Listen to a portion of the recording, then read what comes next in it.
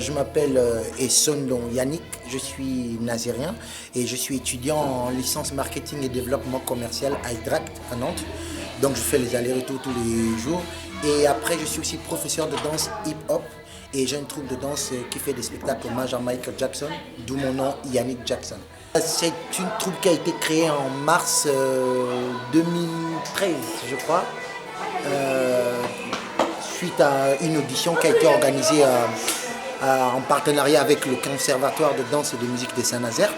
Et depuis là, voilà, la troupe elle était 2 fois à Paris et a remporté un grand prix, le premier prix à un grand concours à Paris, qu'on appelle le Jackson Locution.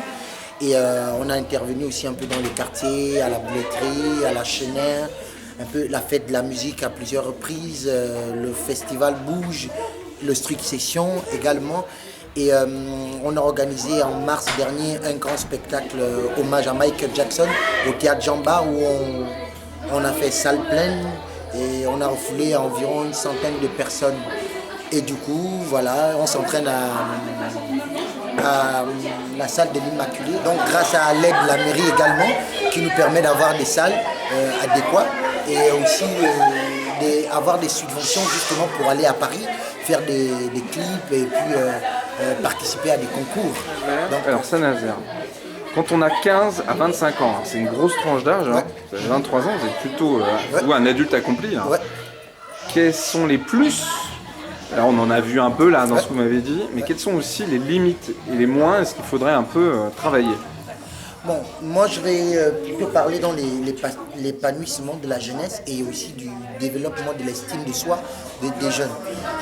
C'est ce qui va pousser à ce que les jeunes du quartier ne soient pas toujours entre griffes désignés comme étant des délinquants, etc. Parce qu'ils n'ont pas forcément quelque chose à faire. De nos jours, par exemple, pour faire de la danse, il faut forcément aller dans les écoles de danse. Et ça coûte extrêmement cher, c'est-à-dire c'est à 300 € l'heure par semaine. Et tout le monde n'a pas les moyens de s'offrir ça.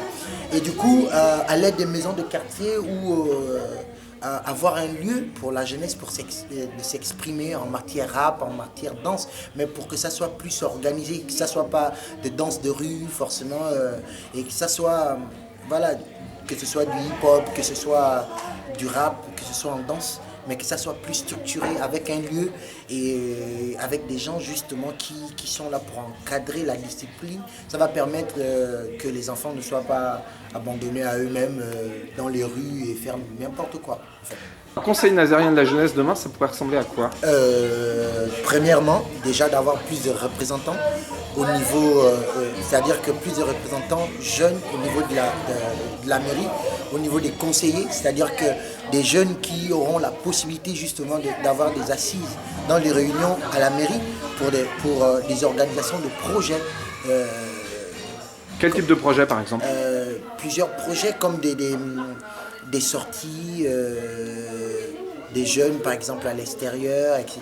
Et des assises aussi dans la distribution aussi des budgets dans des projets associatifs aussi. Donc que les jeunes puissent participer à l'élaboration des budgets, voilà, etc. D'accord. Dans les réunions surtout, et que on a vraiment le ressenti direct de la jeunesse, c'est-à-dire que pas juste des comment on peut appeler ça, des retours. D'accord, pas juste des retours via des intermédiaires. Voilà.